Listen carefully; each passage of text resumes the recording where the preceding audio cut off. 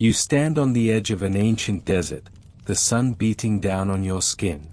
A warm wind whispers secrets across endless dunes. Close your eyes and imagine a bustling city, vibrant and alive, nestled deep within this very landscape. You hear the clamor of markets, the laughter of children, the steady hum of everyday life. Now, open them to an impossible silence. What if this entire world, an entire civilization, vanished in one single night, swallowed whole by the very sand that surrounds you? This is not fiction. Across our world, hidden beneath shifting dunes, lie the remains of thriving urban centers, lost to an unimaginable force of nature. Tonight, we journey into the heart of these mysteries, exploring the desert cities devoured by sand overnight. We will uncover their stories, their secrets, and the dramatic events that erased them from the visible world. You stand now not just on the edge of a desert, but within its very breath. The sun, a molten disk above, casts no shadow long enough to offer true escape. Instead, you feel the subtle shifting beneath your feet, the faint tremor of something immense and alive. This is the stage upon which entire civilizations performed their grand dramas, only to have the curtain drawn by an unexpected, silent force. Imagine the vast, undulating landscape, not as a static backdrop, but as a living entity, constantly rearranging itself, patiently waiting. The desert is not merely sand and heat. It is a master sculptor, a tireless architect of both creation and destruction. You hear its voice in the incessant sighing of the wind, a sound that can lull you into a false sense of peace or heighten your awareness to an impending threat. This is the wind that carried the whispers of traders and travelers, and later, the first grains of sand that would spell doom for flourishing cities.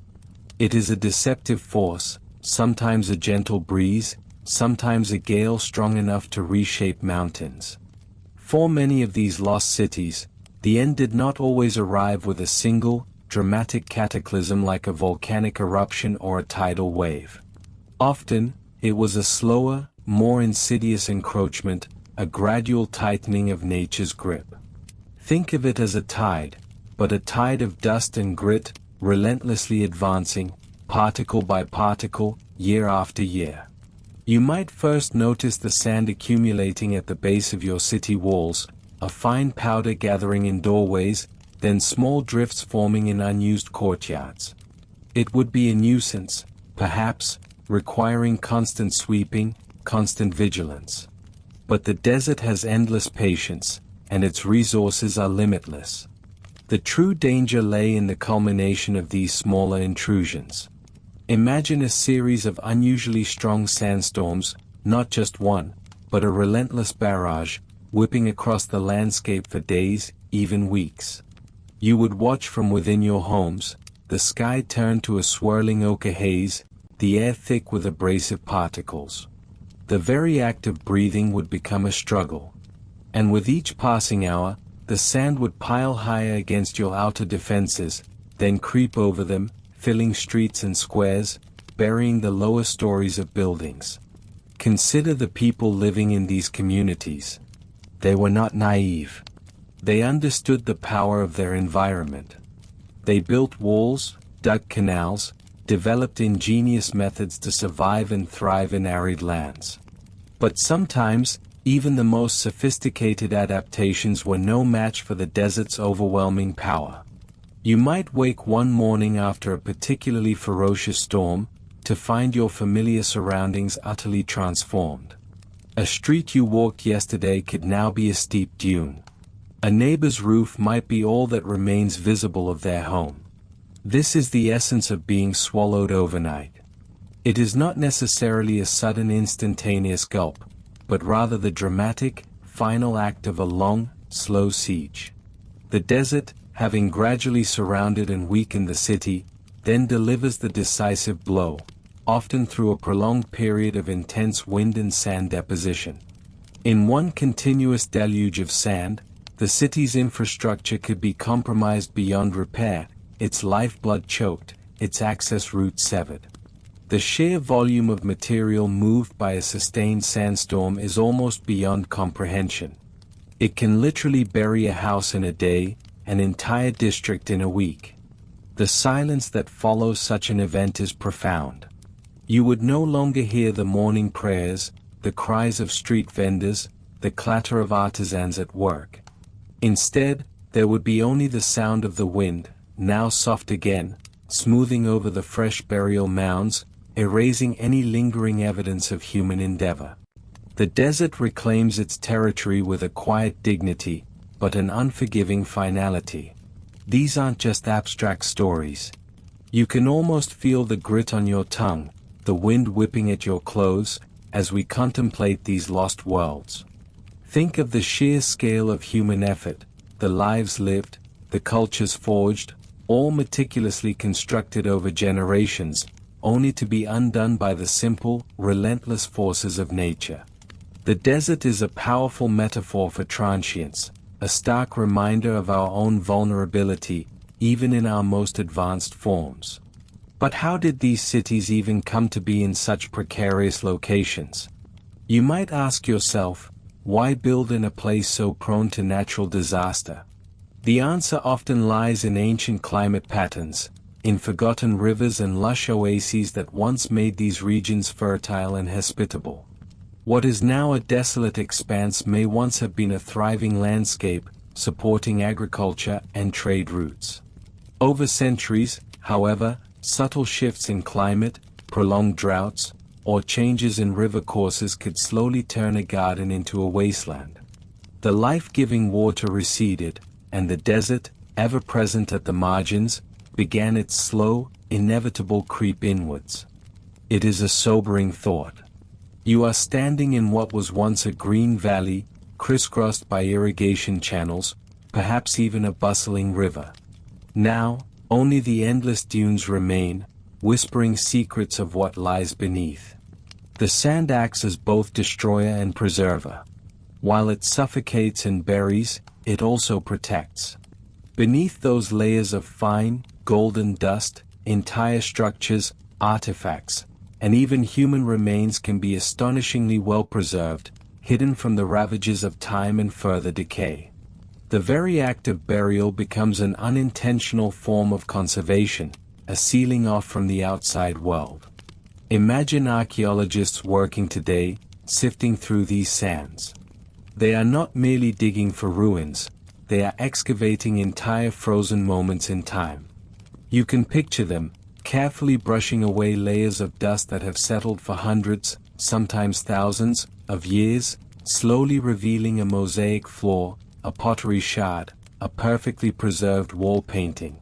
Each discovery is a voice from the deep past, a testament to the lives lived in these now vanished metropolises. The overture, as we call this segment, is about understanding this immense, silent power. It is about appreciating the desert not just as empty space, but as a dynamic geological engine, capable of burying cities whole. You must feel the raw force of it, the endlessness of the sand, the relentlessness of the wind, to truly grasp the magnitude of what happened here. These aren't just ruins, they are monuments to the desert's power, mausoleums built by nature itself. And it is this understanding that sets the stage for our journey. We will soon delve into specific examples, names whispered down through history, or sometimes, names only recently unearthed from the sandy tombs. You will hear tales of cities like Ubar, the Atlantis of the sands, a legendary trade hub in Oman, swallowed by dunes in what felt like a single, devastating moment. Or the ancient city of Shali, in Egypt's Siwa oasis, slowly consumed by sand and salt. Each has its own unique story, its own particular way in which the desert delivered its final, overwhelming blow. But before we embark on those specific expeditions, you need to feel the vastness, the stillness, the quiet menace of this environment. Let the wind carry the image of these countless grains of sand, each one a tiny chisel, relentlessly reshaping the world. Let the heat remind you of the harsh conditions that tested human ingenuity to its limits. This is the desert, the silent witness, the ultimate architect of oblivion. It holds more stories than we can ever fully uncover, but we will try. We will listen to the whispers carried on its winds, and we will peel back the layers of time and sand. The stage is set. The actors, long departed, await their rediscovery beneath the vast, shifting curtain of the desert. And you, our listener, are now poised to step into this ancient, sandy theater, ready to hear the tales of cities that disappeared into the void, swallowed by sand overnight. You stand now on the threshold of a revelation. You have imagined the desert as it is today, endless dunes, scorching sun, a landscape defined by its stark, unforgiving beauty. But what if I told you that the very sand beneath your feet, stretching to the horizon in every direction, once flowed with water?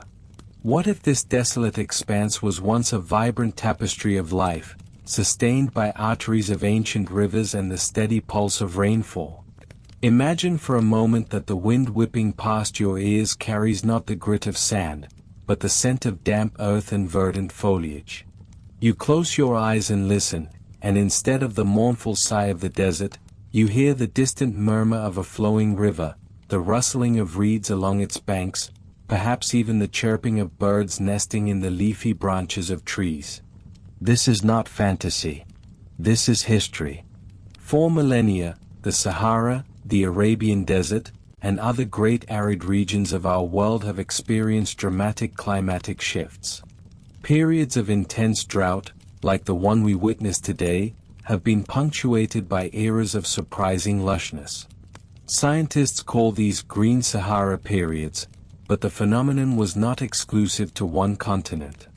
Across vast swathes of what we now know as barren wasteland, there once existed a delicate balance, a fleeting window of opportunity where life could thrive.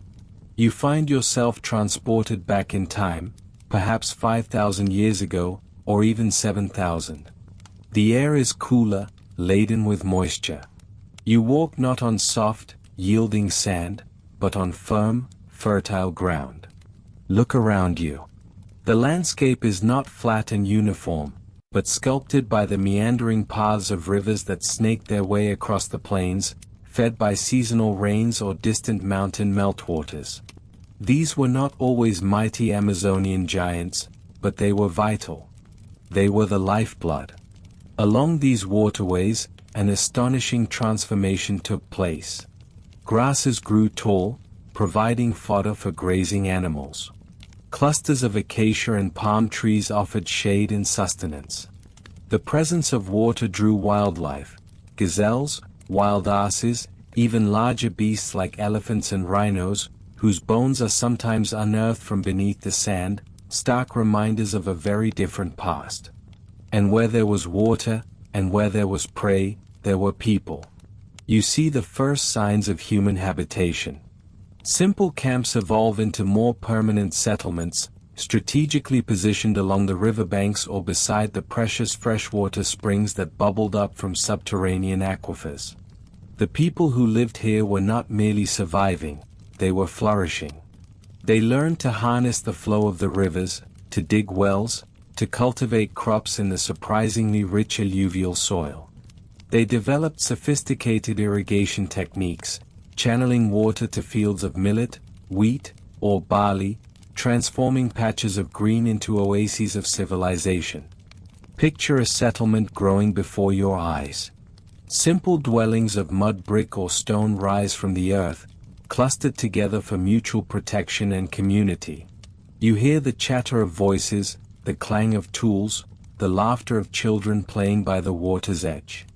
The aroma of cooking fires mingles with the scent of blooming plants. This is not the stark isolation of the modern desert. This is a thriving, bustling community, deeply connected to the rhythm of its river. The river was more than just a source of water for drinking and farming. It was a highway, a conduit for trade and communication. Boats laden with goods traversed its waters, connecting distant settlements. Along its banks, markets sprang up, exchanging agricultural produce for crafted tools, pottery, and exotic materials brought from faraway lands. These were early urban centers, not on the scale of Rome or Babylon perhaps, but significant hubs of culture and commerce in their own right. You might imagine these early inhabitants as simple desert dwellers, but that would be a mistake. They were ingenious, adaptable, and deeply attuned to their environment. They understood the subtle signs of the seasons, the behavior of the animals, and the temperamental nature of their life-giving waters. Their cultures developed rich mythologies and spiritual practices, often centered around the sacred element of water itself. Their art, etched into rock faces or molded in clay, depicted scenes of hunting, daily life, and the abundance of their green world. Now, let your gaze wander beyond the immediate settlement. You see the intricate network of canals, some still visible as faint depressions in the sand when viewed from above, ghost lines on the landscape. These were the arteries of their agricultural prowess, carefully engineered to maximize every precious drop. Gardens bloomed where only sand exists today, orchards of date palms swayed in a gentle breeze, providing shade and sweet fruit. Livestock grazed in pastures that have long since been reclaimed by the dunes. This era of relative abundance fostered not just survival, but societal complexity. As communities grew, so did their needs. They built public structures, perhaps small temples or gathering places. They developed social hierarchies, with leaders, artisans, and farmers each playing their part in the intricate web of community life. They buried their dead with care, leaving behind pottery, tools, and sometimes even jewelry, silent testimonies to their lives and beliefs. But the very prosperity these settlements enjoyed was predicated on a fragile foundation, the sustained presence of water. This mirage of green was, in fact, an illusion of permanence. The climate, as it always does, began to shift once more. Slowly, almost imperceptibly at first, the rains became less frequent. The rivers, once robust and steady, began to thin, their flow weakening. The springs that fed their wells started to dwindle. You can almost feel the anxiety in the air as the changes become undeniable. The growing season shortens. Crop yields decline. The grazing lands shrink, and the animals that once roamed freely begin to disappear, driven away by thirst and hunger. The bustling markets grow quieter. The laughter by the riverbanks becomes less frequent, replaced by hushed conversations and worried glances towards the ever-brightening, ever-emptying sky. The people, accustomed to abundance, faced an unprecedented challenge. They dug deeper wells, extending their reach further into the earth, desperate to tap into the dwindling reserves. They migrated upstream, hoping to find more reliable sources closer to the mountains. Some left altogether, seeking greener pastures elsewhere, their departures leaving behind a trail of abandoned homes and fields. But many remained. Perhaps they were too deeply rooted, too invested in their homes and heritage. Perhaps they simply had nowhere else to go. They clung to the hope that the rains would return, that the rivers would swell once more, that the cycle of life would reset itself. They adapted as best they could, conserving every drop, rationing their dwindling resources, praying for a change that would never come. The mirage of green slowly faded, giving way to the harsh reality of the encroaching desert. The fertile soils dried up, turning to dust. The vegetation withered and died, leaving the land exposed and vulnerable. The rivers, once mighty arteries of life, became trickles, then seasonal wadis, then nothing more than dry depressions in the earth, memories of water carved into the landscape. You watch as the wind, a relentless sculptor, begins its work. Without the protective cover of plants, the topsoil is easily lifted and carried away. Sand, once held at bay by water and vegetation, begins its slow, inexorable march.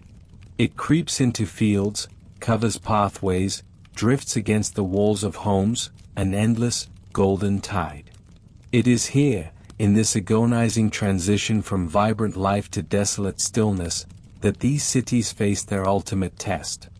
They were not swallowed by sand in a single, cataclysmic event, not always.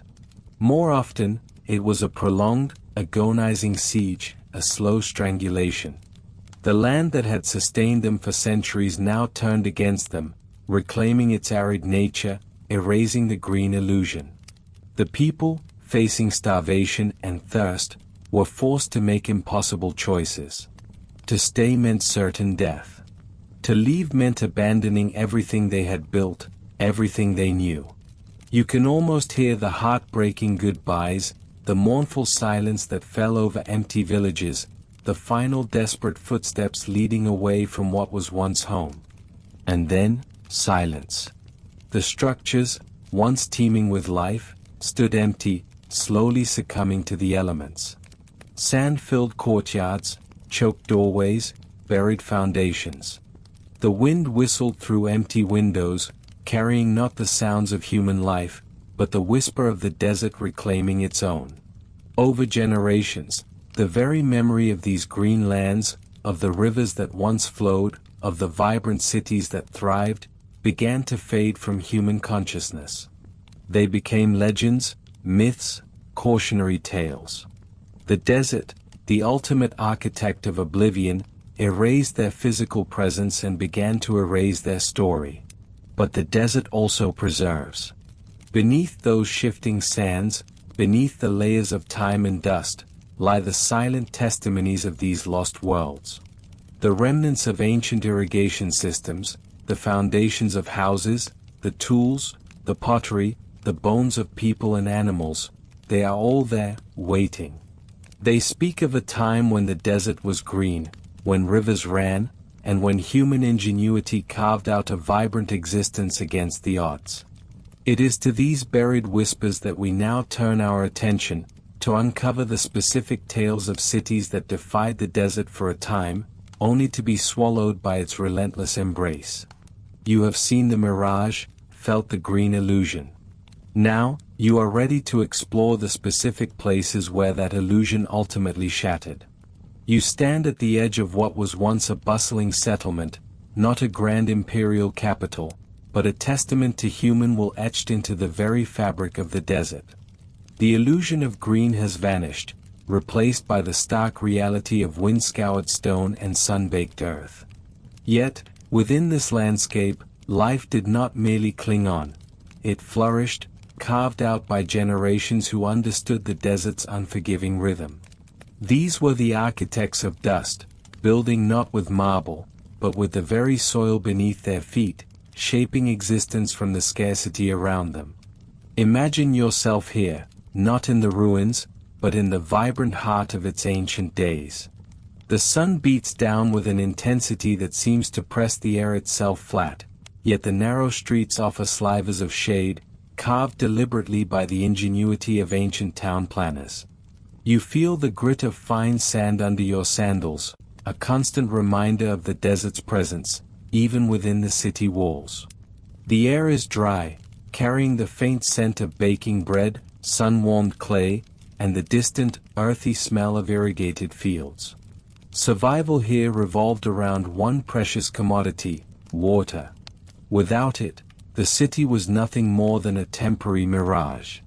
You walk towards the sound of rhythmic creaking, a wellhead, perhaps, where donkeys patiently circle, drawing precious liquid from deep underground aquifers.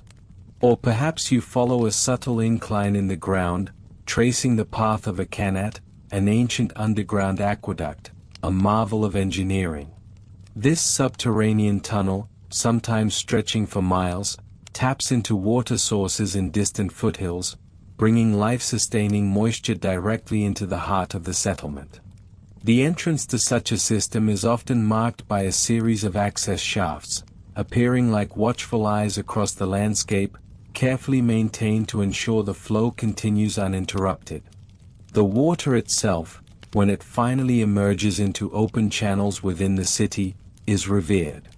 It nourishes the small, enclosed gardens, fills the communal cisterns, and sustains every living thing. You witness the careful distribution of this lifeblood. Every drop counts. Families would have their allocated times, their specific channels to divert water to their homes or small plots. The community's very fabric was woven around the management of this shared resource. Disputes over water were rare, but fierce, for to control the water was to control life itself. From the common well, where women gathered to draw water and share the day's news, to the elaborate systems that brought water to public baths and even simple fountains, water was the heartbeat of these desert cities.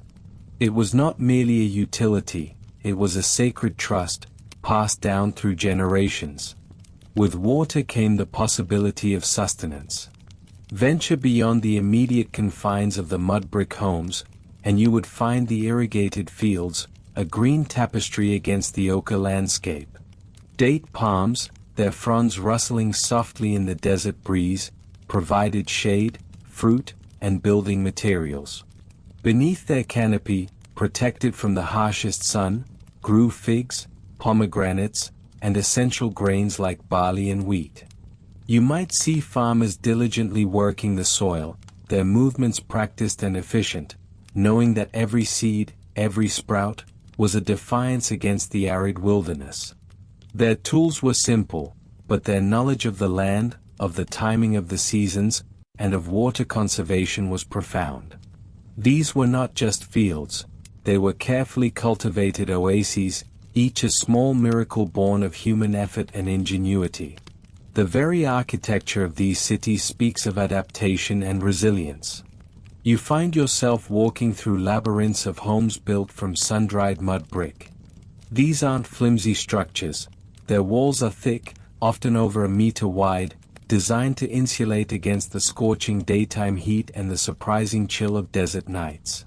Small, high windows minimize heat gain, while inner courtyards provide private, shaded sanctuaries, often with a small tree or a shallow pool of water, creating a microclimate of coolness.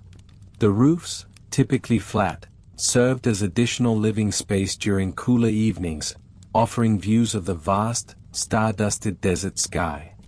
The streets themselves are narrow, winding purposefully, creating self-shading canyons that offer refuge from the relentless sun. Public spaces, like the bustling market square, might have awnings or even strategically planted trees to provide relief.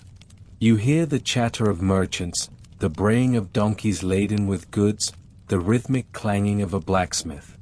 Despite the harsh environment, life here was vibrant, a testament to collective human enterprise. Trade routes, often stretching for hundreds of miles across treacherous terrain, connected these cities, bringing in exotic goods, ideas, and news from the wider world. These were not isolated outposts but vital hubs, their existence driven by strategic location, the presence of a precious resource, or a crucial link in a commercial network. The social structure was tightly knit, a necessity for survival in such an environment. Cooperation was not merely a virtue, it was a prerequisite. Families, clans, and entire communities worked together, maintaining the vital irrigation systems, defending against raiding parties, and sharing the burdens and bounties of life. Festivals and celebrations, often tied to the harvest or the rare arrival of rain, provided moments of collective joy and strengthened community bonds. Even death was intertwined with the land. Graves were often dug into the very earth that sustained them, a final return to the dust from which they built their lives. Yet, underlying all this ingenuity and vibrant life was a constant awareness of the desert's power. It was not a distant threat, but a relentless neighbor, always encroaching.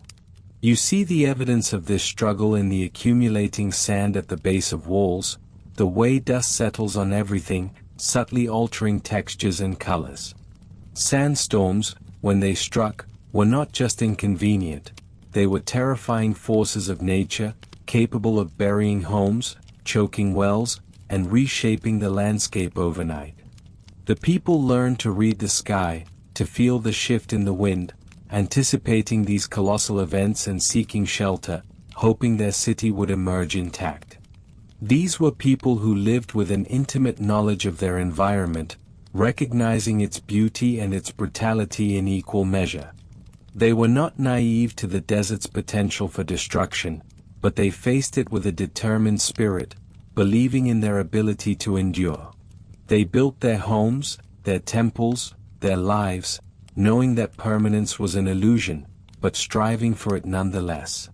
Their legacy is not just in the ruins we find, but in the sheer audacity of their existence, the courage to sculpt life from dust and desolation.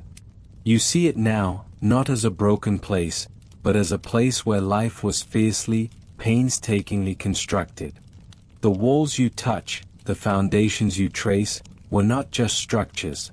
They were acts of defiance, monuments to ingenuity, and the silent witnesses to a way of life that danced on the edge of the possible. They were the cities where dust was both the enemy and the very medium of their being. And for centuries, sometimes even a millennium, they held their ground, until the balance finally, irrevocably shifted. That shift, when it came, was not always a singular, cataclysmic event. Sometimes it was a slow, insidious creep, like a tide of sand gaining inches each year, a relentless, patient siege. But other times, it was a sudden, furious declaration from the desert itself, a monumental gasp that swallowed entire worlds in its dusty maw. You stand here now, feeling the insistent tug of the wind, and you can almost hear the whispered warnings of those who lived through that turning point. Imagine yourself in one of those ancient desert cities, a place that had defied the odds for centuries. You wake one morning, perhaps, to a subtle change in the air. The usual invigorating breeze feels heavier, laden with an almost imperceptible dust. The sky, once a brilliant, unending blue, now carries a faint, ochre tint on the horizon. It is a minor detail, easily dismissed, but it is the first tremor of a coming earthquake. Days turn into weeks. The wind picks up, not violently at first, but with a persistent, nagging presence. You find yourself sweeping more often, a fine layer of sand accumulating on every surface, inside your home, within the marketplace. Your children learn to tie scarves tighter, to shield their eyes from the ever-present grit. The well, which once offered a steady, cool stream, now seems to yield its precious water with a little more reluctance, its level visibly dropping. The plants you tend, once robust and green, begin to droop, their leaves dusted with a deathly pallor. The desert, which you once saw as a challenging but predictable neighbor, begins to feel like a living, breathing entity, slowly closing its grasp. The dunes on the city's outskirts, once held at bay by diligent work and protective walls, seem to inch closer, their golden backs humping higher with each passing storm. The horizon, once a distant line of freedom, starts to shrink, compressed by the encroaching landform. You begin to notice a shift in the light, a perpetual haze that dims the sun, painting everything in shades of muted brown and rust. Then, the true storms begin. Not the everyday squalls that locals knew how to weather, but something far more menacing. Imagine a day when the sky itself seems to collapse. You hear it before you see it, a low, guttural roar on the horizon, growing louder, more urgent. It is the sound of millions upon millions of sand grains, lifted by a furious, unseen hand, hurtling towards your city. You rush inside, shutters slammed, doors barred. But no human construction can fully repel this force. The air turns thick and dark, plunging the city into an unnatural twilight, then an oppressive night, even in the middle of the day. Sand finds its way through every crack, every crevice, coating your tongue, filling your nose, burning your eyes. You huddle with your family, the roar of the wind and sand a constant, deafening presence outside, the very walls of your home vibrating with the assault. Hours pass, or perhaps a full day and night. You lose all sense of time in the terrifying blackness. When the wind finally begins to relent, when a sliver of weak, dust-filtered light finally pierces the gloom, you emerge to a transformed world. The familiar streets are gone, buried under drifts of sand several feet high. What was once the bustling entrance to the market is now a gentle slope of golden dust. The smaller homes, the workshops, are mere mounds, their roofs just visible, or perhaps swallowed entirely. You gaze at the temple spire, once a proud beacon, now reduced in height, its intricate carvings partially obliterated by a cruel new veneer of sand. It is as if the desert has swept a colossal broom across your world, erasing much of what was there. This was not a one-time event. For many of these cities, it was a cycle. They would clear the sand, rebuild, and for a time, life would resume. But each successive storm was a little worse, each effort at reclamation a little more exhausting. The resources dwindled. The spirit waned. The constant struggle became too much to bear. Consider the city of Ubar, the Atlantis of the sands, lost for millennia until its rediscovery in the 1990s. Legend spoke of its immense wealth, its towering pillars, its sudden disappearance. While not swallowed overnight in a single storm, its end was likely the culmination of a devastating, rapid environmental shift. Its crucial water source, a massive limestone aquifer, collapsed. Without water, the city was doomed. As its inhabitants fled, the wind and sand moved in with brutal efficiency, reclaiming what had been carved from its heart. Think too of cities along the ancient Silk Road, trading hubs like Miran or Khoran, nestled in the Tarim Basin. These were not just settlements, they were vital arteries of global commerce and culture. But shifts in climate, the drying up of rivers fed by distant mountains, and the relentless march of the Taklamakan Desert meant their lifelines withered. Sandstorms, often described as black storms because of the sheer density of dust, would engulf these oases for days. When the storms lifted, roads were obliterated, fields buried, and homes inundated. The overnight burial might not have been a single night for the entire city, but for individual homes and pathways, it absolutely was. A house could be perfectly functional one evening, and by dawn, its doors and windows utterly choked with sand, rendering it unusable, uninhabitable. For those who lived through these events, the feeling must have been one of profound helplessness. Imagine the agonizing decision, to stay and continue the increasingly futile battle, or to abandon everything you knew, your ancestors' homes, your heritage, and become a refugee, seeking a new life in a less hostile place. Entire populations had to choose. And for many, the choice was made for them by the desert itself. The desert is a crucible. It forces civilizations to adapt, to innovate, to build with resilience, but it also relentlessly tests their limits.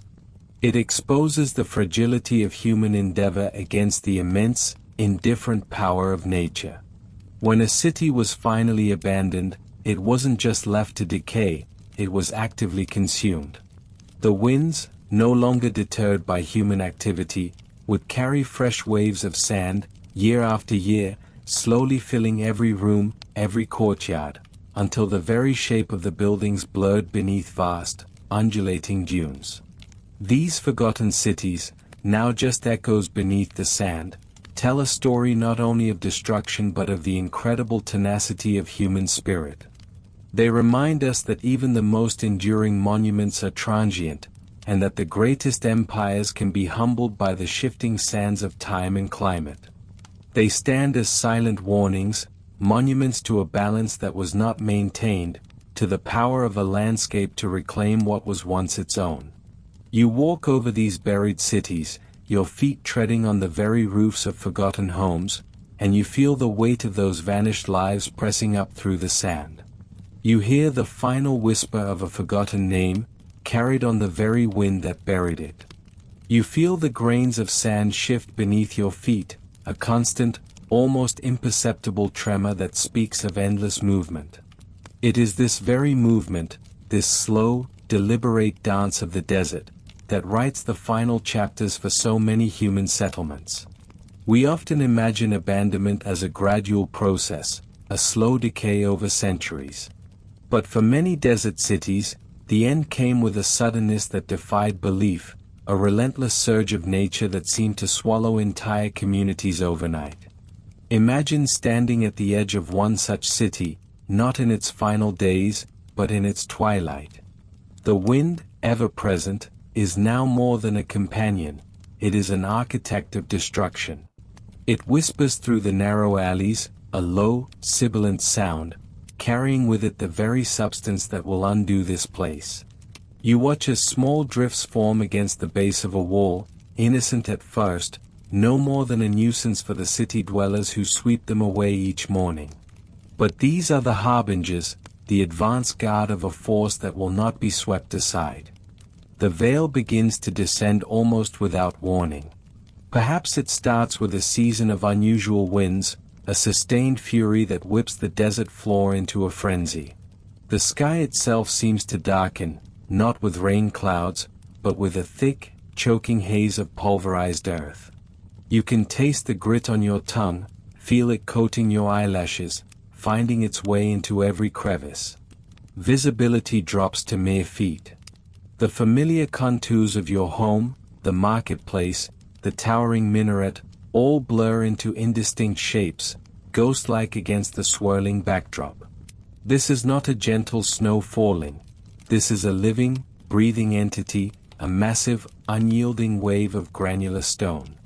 It seeks out every opening, every crack, every unprotected space.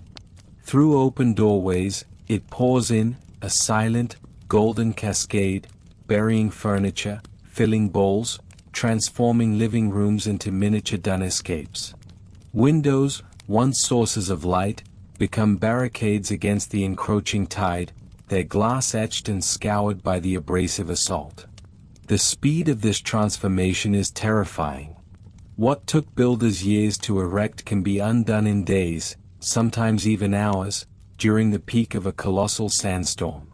You wake one morning, your throat dry, your ears still ringing from the night's howling gale, to find your courtyard filled almost to the height of your chest.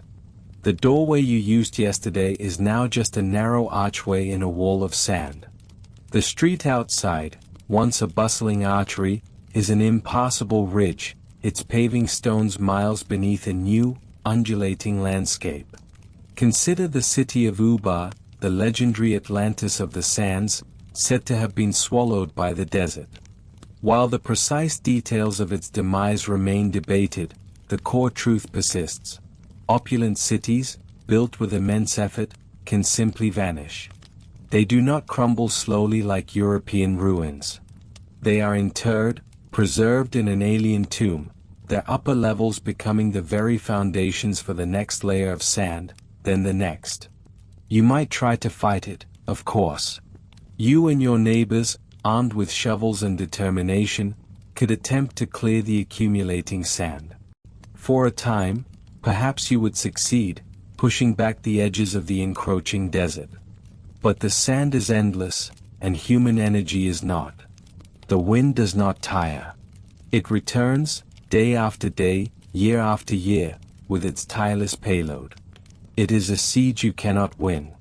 The homes nearest the city's edge are the first to be abandoned. Their residents, weary and defeated, gather what they can carry and retreat further into the city's heart, hoping for a reprieve that never truly comes. Then those homes, left vacant, become funnels for the sand, accelerating the process. The desert claims them, not just with a gentle covering, but by filling them from floor to ceiling, pressurizing the structures, until the roofs creak and groan, then finally collapse under the sheer, unyielding weight. The very infrastructure of the city begins to fail. Roads become unusable. Water channels clog. The flow of commerce, the lifeblood of any urban center, is choked by the relentless grit. The effort required just to maintain basic functionality becomes too great. Eventually, the choice is no longer whether to stay or go, but when to depart. As the city empties, the process accelerates further. There are no more hands to sweep, no more eyes to watch for the creeping dunes. The desert moves in with a final, decisive sweep. It is not always a sudden catastrophic event, but often a series of increasingly severe sandstorms, each one adding another foot or two to the rising tide. One season, the city stands, albeit struggling. The next, it is half buried. A few seasons after that, only the highest points remain visible, like islands in an ocean of sand. And then, one morning, perhaps after a particularly brutal week of winds, you return to where the city once stood, hoping to salvage a memory, a lost artifact. But there is nothing.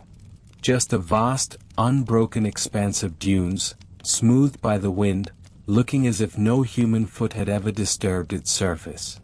The very existence of the city is erased from the visible landscape, its memory relegated to legend and fading oral traditions. This is the power of the shifting veil, nature's relentless march. It reminds us that our structures, however grand, are ephemeral against the forces of geology and climate.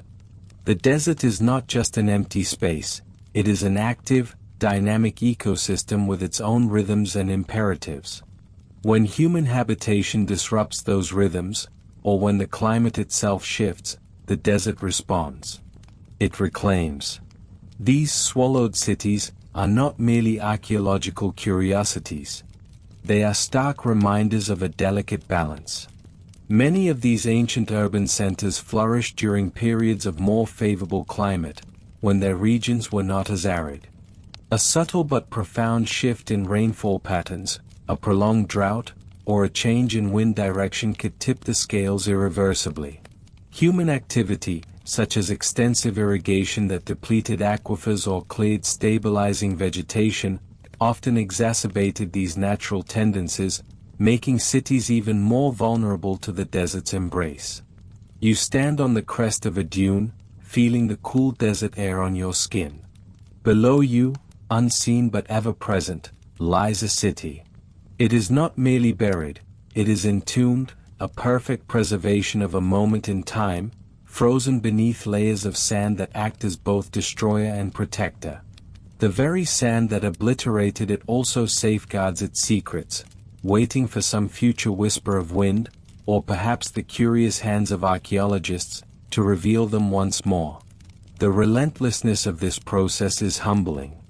It demonstrates that the earth itself is a living, breathing entity, constantly reshaping its surface.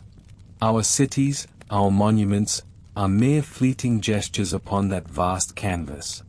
We build with stone and brick, with grand visions of permanence. But the desert builds with sand and wind, with impatience that spans millennia, and its structures, though constantly moving, possess an enduring power that ours can never truly match. It is a profound lesson in perspective. Our human timeline is but a blink in the desert's gaze. The sand moves, grains colliding and settling, driven by forces far beyond our control. It is a slow, methodical erasure, yet one that can culminate in a swift, dramatic act of engulfment. The veil shifts, covers, and hides, leaving behind only the vast, silent expanse of the desert, where echoes of vanished lives are carried on every gust of wind, a constant reminder of nature's ultimate triumph. You feel the wind pick up again, a dry rustle across the endless expanse. You turn your face into it, feeling the tiny impact of countless grains. You understand now that the desert is not static. It is alive, moving, always on the march, and it has claimed its territory, time and time again, with an authority that leaves no room for argument. Its methods may be quiet, but its results are absolute. The desert's authority, though often quiet and methodical, can also manifest in a terrifying, explosive burst of power. Sometimes, its results are not merely absolute in the long run, but shockingly immediate. Imagine, if you will, a city thriving at the desert's edge, a vibrant tapestry of lives interwoven with trade, laughter, and the steady rhythm of daily existence. You stand on a rooftop as the sun begins its descent, painting the western sky in hues of orange and deep violet, casting long shadows across the bustling marketplace below. The air, though warm, carries a faint scent of dust, a common aroma in these lands, usually benign, a familiar companion.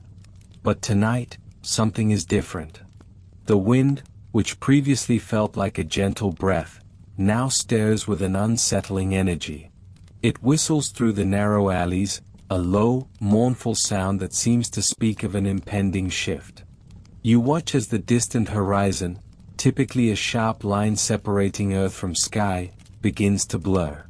A faint haze rises, barely perceptible at first, like a distant whisper growing louder. The sky darkens with unusual speed, not just with the setting sun, but with something else entirely. You feel a subtle tremor beneath your feet, not an earthquake, but a deep resonance from the land itself, as if the desert is clearing its throat. The scent of dust intensifies, becoming gritty on your tongue, filling your nostrils. People in the streets below quicken their pace, their conversations dying down, replaced by a growing murmur of apprehension. Merchants hurriedly secure their stalls, pulling canvas covers tight, their faces etched with a dawning worry. They know this feeling, this particular atmospheric pressure, this strange stillness that precedes the storm. This is not just any wind. This is the breath of something ancient, something hungry. The sun vanishes, not with a gentle fade, but as if swallowed whole by the rapidly encroaching gloom. The haze on the horizon is no longer faint. It is a towering wall, an immense, roiling cloud of fine, reddish-brown particles, advancing with an unnatural swiftness. You hear the first distinct roar now, not of thunder, but of millions upon millions of sand grains, lifted and propelled by an invisible, ferocious force. It is the sound of the desert itself rising up, turning into a liquid, destructive wave. Panic ripples through the city. Shouts erupt, frantic calls for loved ones, the clatter of hastily shut doors and windows. You scramble down from the rooftop, the wind now a physical presence, pushing against you, trying to tear your clothes from your body. Sand, like 1,000 tiny needles, whips at your skin, stings your eyes. You pull your cloak tighter, instinctively trying to shield yourself, but it is a futile gesture against this elemental assault. You try to find shelter, pushing your way through the chaos of the streets. The air grows thick, visibility plummeting from yards to mere feet, then to inches. The world is reduced to a swirling, suffocating maelstrom of red and brown. Each breath is an effort, the air heavy with abrasive particles. The roar is deafening now, a continuous, overwhelming din that drowns out all other sounds. The cries of people, the creaking of timber, the shattering of pottery. All swallowed by the voice of the storm. You press yourself against a solid stone wall, feeling the vibrations of its struggle against the onslaught. You can feel the sand piling up around your feet, swiftly rising, an inexorable tide. It creeps up your ankles, then your knees, pressing against your body with an astonishing weight. This is not merely wind-blown dust. This is a solid, advancing mass. It is as if the very ground beneath you is rising, or rather, that the sky above you is falling, bringing the desert down upon the city. The lights in the houses flicker, then die, one by one, as windows shatter and lamps are extinguished by the sudden influx of sand. The city, moments ago a beacon of life, is being systematically consumed by an overwhelming darkness. The immense pressure of the sand begins to tell. You hear groans and cracks from nearby structures. Beams splinter. Roof tiles cascade down, not hitting the ground, but sinking into the rapidly accumulating dunes that are forming within the very streets. You realize with a chilling clarity that this is not a storm you can simply weather. This is an engulfment. This is the desert reclaiming its own, not in a slow, centuries-long erosion, but in a single, catastrophic night. You hear a terrifying crunch, a sound of massive timbers giving way, followed by a dull thud. A building collapses nearby, not with a dramatic crash, but with a choked, muffled groan, as if it is being slowly, deliberately squeezed out of existence. Its collapse is absorbed by the surrounding sand, becoming merely a deeper ripple in the overall roar of the storm. The silence is the most terrifying part. It does not come abruptly. It creeps in, slowly, insidiously. As the city is buried, as the sand fills every crevice, every alleyway, every room, the sounds of destruction begin to fade. The wind's howl, once piercing, becomes muted, then a low rumble, as its force is blunted by the very mass it has deposited. The grinding of sand against stone and wood diminishes. The frantic cries of trapped animals, the last desperate human shouts, are choked off, one by one. You are surrounded by an oppressive, heavy stillness. The sand has risen above your head, pressing in on all sides, the air thin and cold. You are not just observing this, you are experiencing the claustrophobia, the absolute finality of being buried alive by the desert itself. The pressure is immense, a solid blanket of earth. You can feel the vibrations, the slight shifts, as the sand settles into its new, permanent form around you. Then, there is nothing. Just the profound, absolute silence of a world transformed. The furious, cacophonous night yields to an unimaginable stillness. The desert has arrived, completely, totally, and without remorse. What was once a vibrant city, a nexus of human endeavor, a place where stories were born and lives were lived, is now indistinguishable from the dune fields that stretch for countless miles in every direction. The sun rises the next morning, but you are not there to see it. If you could, if you were a distant observer, you would see a landscape utterly changed. No trace of the city remains. No rooftops, no minarets, no walls. Just rolling hills of pristine, untouched sand, sparkling faintly in the dawn light. The wind, now a gentle breeze, carries no echoes of laughter or sorrow. It whispers only of endless expanse, of secrets kept, of histories erased. The desert has swallowed it whole. It picked up the city, absorbed it, and then smoothed over the grave with a meticulous, unwavering hand. This is the power that lies latent in the seemingly empty spaces of the world. This is the fury that can erupt without warning, turning the familiar into the utterly alien, the present into the deep past, in a single, terrifying night. And then, it is quiet. Profoundly, enduringly quiet. You realize that this is not just a geological process, a slow creep of sand over time. This is an event, a cataclysm, a deliberate act of erasure performed by the desert itself. It teaches a brutal lesson about permanence, about our perceived dominion over nature.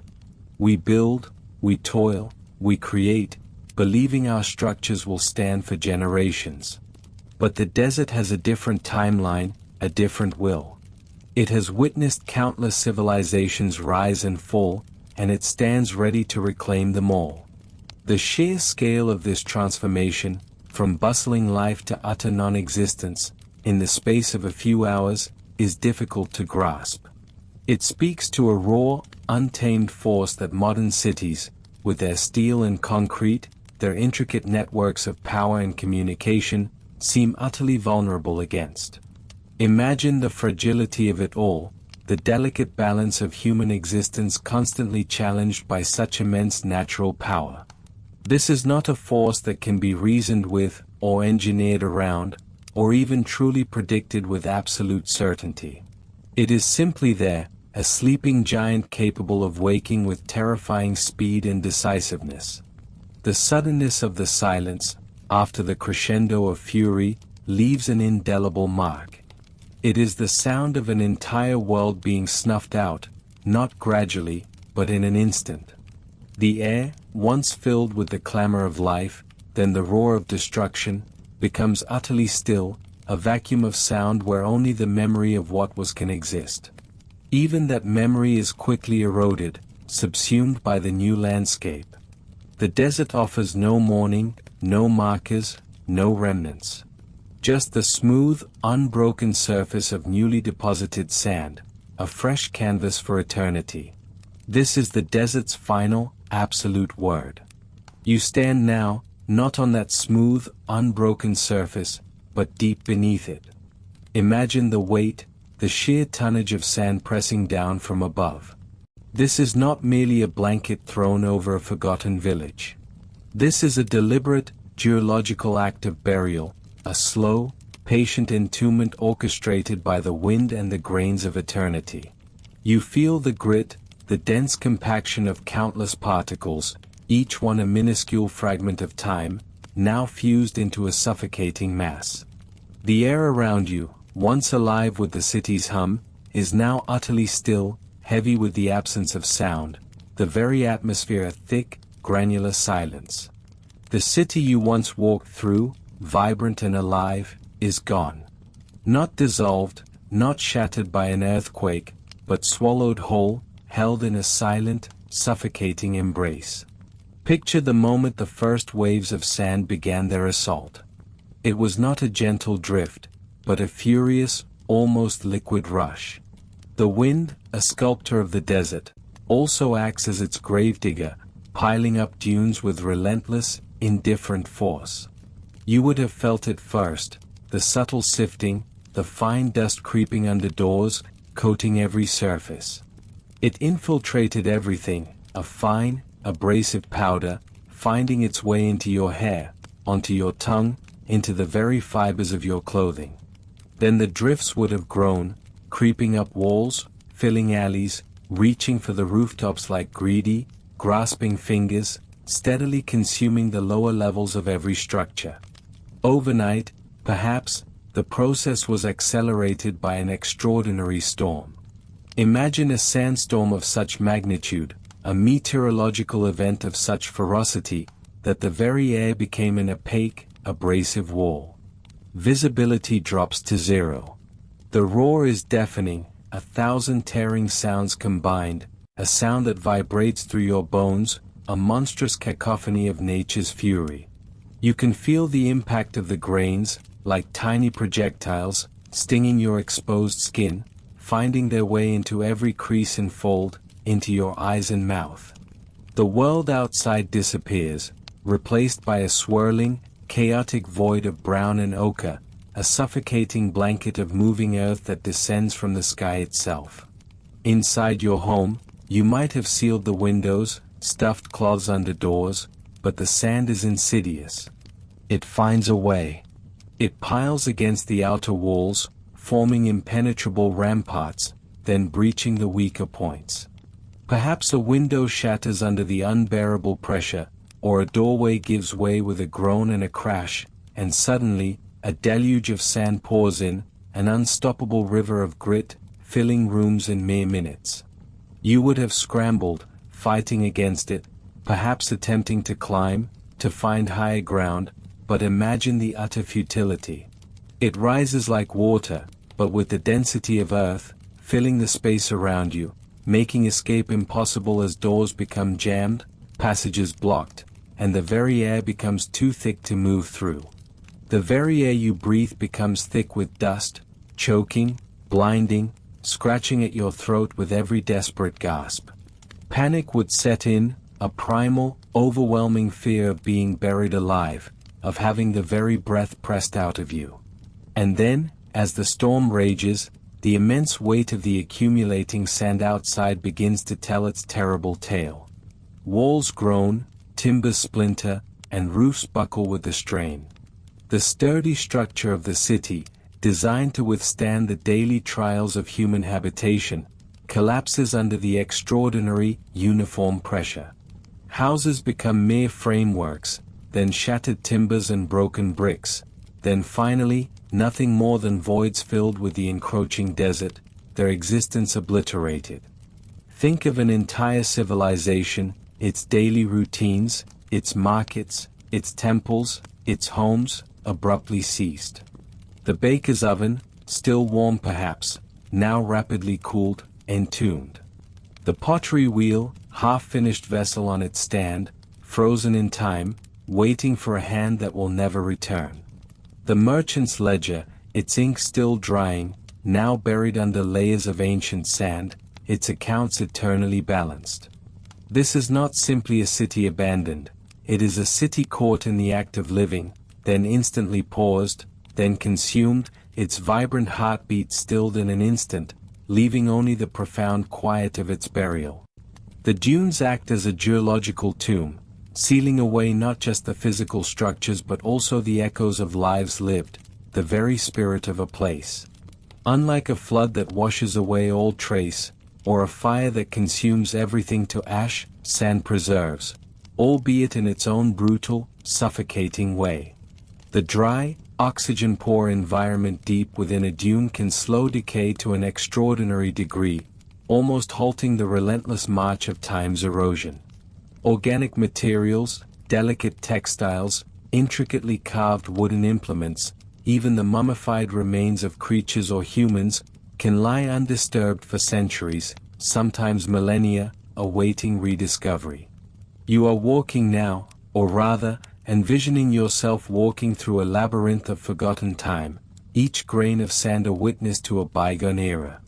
Imagine the archaeologists of a distant future, perhaps thousands of years from now, meticulously unearthing what remains. They would not find neatly stacked, recognizable ruins like those unearthed from Pompeii's volcanic ash, which formed a hardened cast. Instead, they would excavate chambers of solid, compacted sand, carefully sifting through the dense grains to find the ghosts of walls, the faint impressions of furniture, the ethereal outlines of long-vanished lives.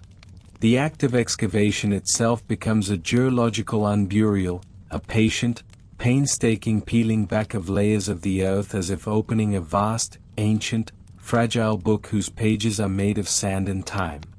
The process of entombment by dunes is a testament to the desert's power, its unyielding patience, its capacity for both slow, inexorable change and sudden, catastrophic upheaval.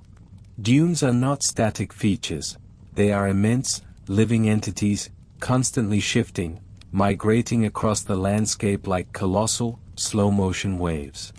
They advance, sometimes slowly, sometimes with surprising speed, devouring everything in their path. A single dune can be hundreds of feet high, miles long, containing billions of tons of sand, a mountain of shifting particles. When such a colossal entity rolls over a city, it doesn't just cover it, it absorbs it entirely, consuming it into its very being. You might envision a slow, suffocating wave, inching forward year after year, first obscuring the lower levels of buildings, then scaling the walls, finally cresting over the highest towers, a gradual, relentless swallowing. But the legend of cities swallowed overnight speaks to a more dramatic, catastrophic event. Picture the largest of these dunes, suddenly mobilized by exceptional, hurricane-force winds, moving with the unstoppable force of a tidal wave, but a wave of solid earth. It would not merely sweep over the city, it would engulf it instantly, burying it under a sudden, overwhelming weight, an avalanche of sand that leaves no trace. The sand, in its sheer volume and dryness, acts as a profound preserving agent. It protects the buried remains from erosion by wind and surface water, from the destructive ravages of animal scavengers, and crucially, from the chemical decomposition that requires oxygen and moisture to flourish. You might think of it as a natural sarcophagus, a massive, airtight coffin carved by the elements themselves, designed by nature to hold its secrets. Within this tomb, the atmospheric conditions remain remarkably stable, creating a microenvironment conducive to the extraordinary survival of even the most delicate archaeological artifacts. Consider the profound silence within such a tomb. Outside, the wind might howl, relentlessly shifting new layers of sand, perpetuating the desert's eternal cycle of creation and destruction, a never-ending sigh across the vast expanse. But deep beneath, in the very heart of the buried city, there is an absolute stillness, a quiet so complete it is almost deafening in its intensity. No wind, no sound of life, no light penetrates these depths. Just the oppressive, crushing weight of the sand, holding everything in a cold, eternal embrace, a perpetual twilight of the past. You can almost feel that silence pressing in on you, a profound quiet that speaks of ultimate finality, yet also of a strange, preserved peace. This geological tomb also presents unique and formidable challenges for those who seek to uncover its secrets. Unlike the relatively clear stratigraphy of other archaeological sites, a sand-buried city can be a chaotic, disorienting mix of collapsed structures and wind-blown deposits, lacking clear demarcation. The very act of digging can cause further collapse, or obscure delicate artifacts with new falls of sand, making every brushstroke an act of extreme precision and care. The desert, even in its role as preserver, maintains its fierce, unyielding protectiveness over its buried treasures, demanding respect and meticulous effort from those who dare to disturb its sleep.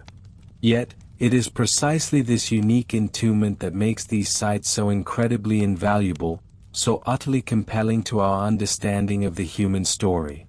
They are not merely ruins, they are pristine snapshots in time, frozen moments of ancient life, offering unparalleled insights into civilizations that might otherwise be utterly lost to history, mere whispers in dusty texts.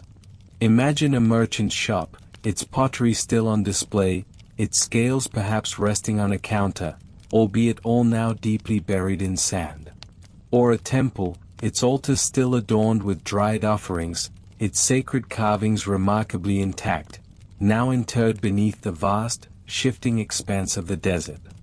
You are not just imagining a city, you are imagining a moment, a second, suspended forever in the grainy amber of time.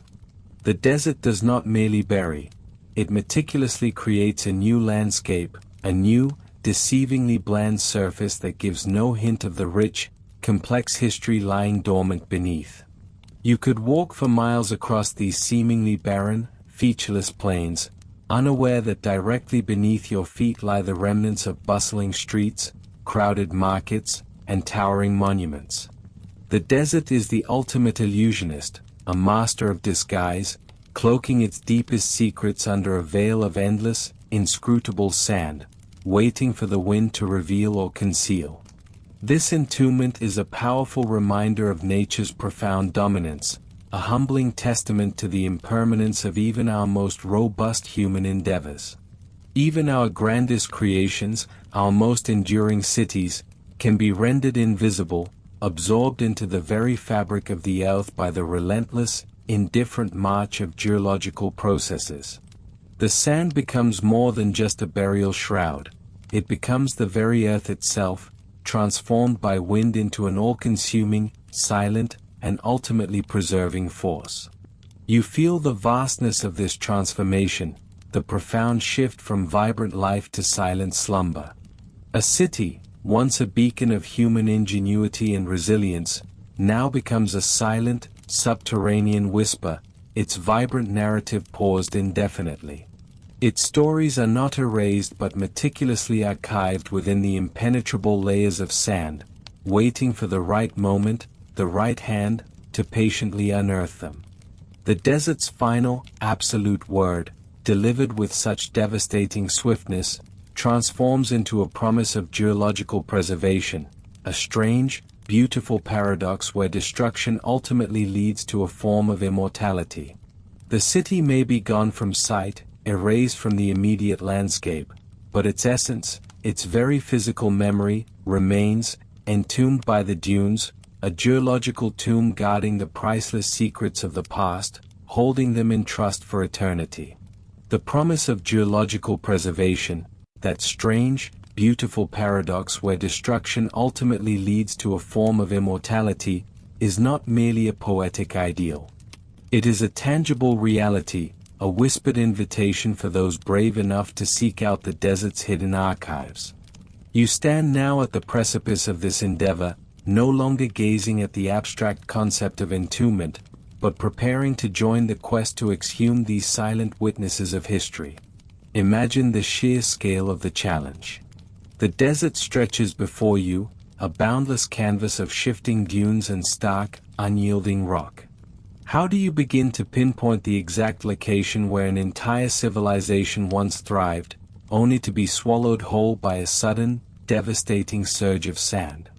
For centuries, these lost cities were the stuff of legend, tantalizing tales carried on the wind by nomads, vague memories whispered around campfires. Their existence was more myth than fact, until the intrepid spirit of exploration, fueled by curiosity and an unshakable belief, began to pierce the veil of sand. Early desert explorers, often amateur archaeologists or adventurers, relied on instinct, old maps sometimes riddled with inaccuracies, and the invaluable, handed-down knowledge of local inhabitants. They sought out subtle topographical changes, the faintest hint of an unnatural rise in the terrain, a scattering of pottery shards glinting under the harsh sun, or perhaps a faint outline of a wall partially exposed by a recent sandstorm. It was a monumental task, akin to searching for a single grain of sand in an infinite beach, but with the added weight of history riding on every careful step. Today, the quest is still arduous, but technology lends an invisible hand. You might find yourself on an aerial survey, gazing down from a small plane or a drone, its sophisticated sensors peering beneath the surface. Ground-penetrating radar, magnetic gradiometers, and thermal imaging systems can detect anomalies hidden meters below, revealing the buried outlines of streets, buildings, and fortifications that the human eye could never perceive. These tools are the modern divining rods, helping to narrow the vast expanse into manageable, promising zones. Yet, even with all this advanced equipment, the true discovery, the moment of revelation, still rests on human intuition and the tireless grind of physical labor. Once a promising site is identified, the real work begins. You feel the grit of the sand between your fingers, taste its dry, mineral tang on your tongue. The sun beats down with an unforgiving intensity, blurring the horizon with heat haze. It is a world of stark contrasts, blinding light and deep shadow, oppressive heat and the subtle coolness of newly exposed earth. You join the team, a small band of dedicated individuals, each movement precise, each scoop of sand a deliberate act of uncovering. The excavation is not a frantic digging, but a meticulous, almost surgical process. You do not simply remove sand, you peel back layers of time. Every shovelful, every brush stroke, is performed with an almost sacred reverence for what lies beneath. What was once the destructive force of the desert now becomes the very medium through which history is revealed. The sand, once an agent of obliteration, becomes the meticulous preserver, holding artifacts in a state of suspended animation, often for hundreds or even thousands of years. As you work, you notice the subtle shifts. The sand changes color, texture. Suddenly, your trowel scrapes against something solid, something not natural. It might be a fragment of fired clay, a shard of painted pottery, still vibrant with ancient patterns. Or perhaps a piece of worked stone, the smooth edge of a foundation brick, a telltale sign of human construction. These are the first whispers from the past, the initial clues in the grand archaeological riddle. The ghost cities swallowed by sand overnight offer a unique window into antiquity. Unlike sites that slowly faded, ravaged by centuries of looting, erosion, or deliberate destruction, these cities were often frozen in time, much like Pompeii. The suddenness of their burial means that ordinary objects of daily life were not carefully packed away or carried off. They were abandoned in haste, left precisely where they were used, giving archaeologists an unprecedented snapshot of a bustling moment. You might uncover a humble clay pot still resting on a hearth, its contents long turned to dust, but its form perfectly preserved. Perhaps a child's forgotten toy, a small, carved animal, buried under the threshold of a collapsed doorway. Imagine finding a storeroom filled with jars of grain, perfectly carbonized but still recognizable. Or the remnants of a weaver's loom, its intricate threads still faintly discernible within the packed sand. These are not treasures of gold or jewels, though such finds are certainly exhilarating, but rather the invaluable treasures of everyday existence. They allow you to glimpse the texture of ancient life, the habits, the anxieties, and the simple joys of people long gone. The riddles deepen with each discovery. Why was this city abandoned so suddenly? Was it a natural disaster, a massive sandstorm that choked the life out of the settlement, burying it too quickly for inhabitants to flee with their possessions? Or was it a more complex environmental catastrophe, a slow creeping desertification that suddenly accelerated, leaving no time for a planned exodus? The artifacts themselves often hold the keys to these questions. The types of crops found, the architectural adaptations to the environment, the evidence of trade routes, the presence or absence of defensive structures, all these pieces of a vast jigsaw puzzle help reconstruct the narrative. Consider the layout of a street emerging from the sand. You can almost hear the echoes of ancient footsteps on the packed earth. The foundations of houses, shops, and public buildings begin to reveal the city's plan. A temple complex might rise majestically, its altars still intact, though perhaps without their original adornments. A marketplace might show the depressions where stalls once stood, the remnants of goods scattered across the floor. You might find coins, tools, jewelry, cooking utensils, even fragments of textiles, all meticulously catalogued and studied. The remarkable thing is not just what survives, but how it survives. The dry, oxygen-poor environment of the desert, coupled with the insulating properties of the sand, creates an ideal preservation chamber. Organic materials, which would normally decay rapidly in other climates, can persist for millennia here. Wooden beams, woven baskets, leather goods, even delicate papyrus scrolls or textile fragments, can sometimes be found in astonishing condition, offering details about ancient technology, art, and literacy that would otherwise be lost to time. However, the sand is also a fickle preserver. While it protects from oxygen and moisture, its abrasive nature can scour surfaces, and the sheer weight of millions of tons of sand can crush delicate structures. Thus, archaeologists must also contend with the challenges of fragile finds, meticulously stabilizing and documenting each item in situ before carefully extracting it for further study in controlled environments.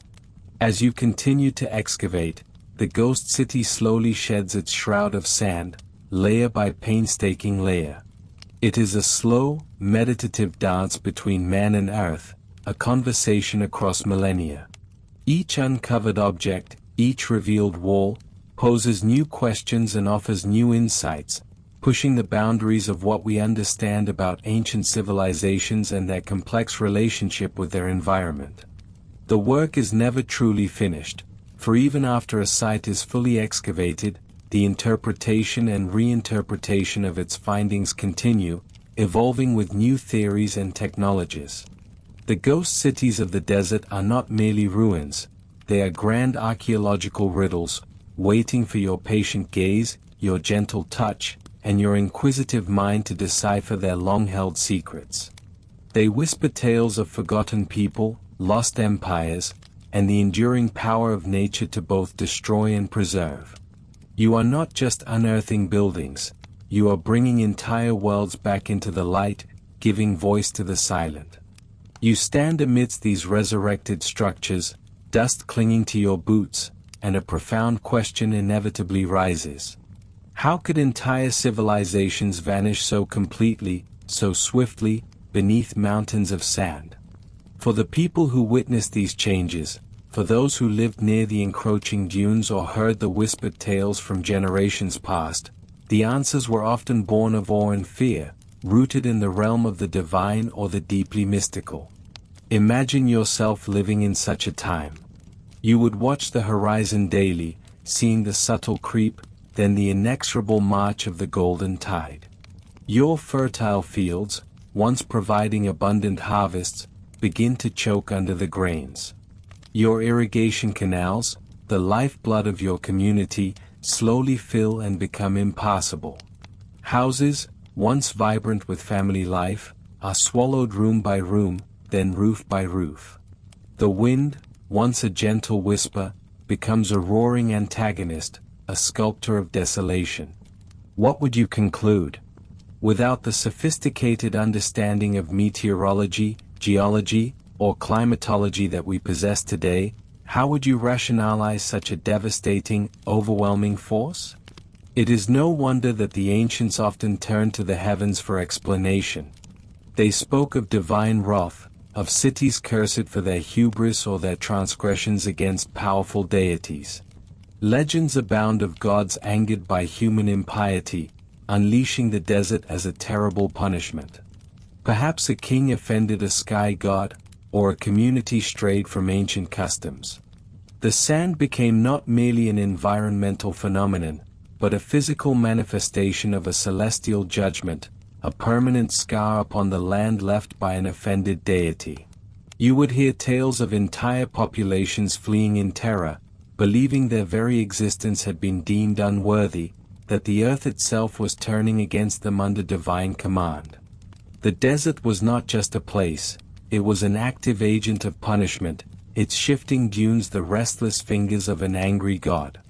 Some cultures whispered of sorcery, of powerful shamans or malevolent spirits conjuring the sandstorms, weaving spells of desolation.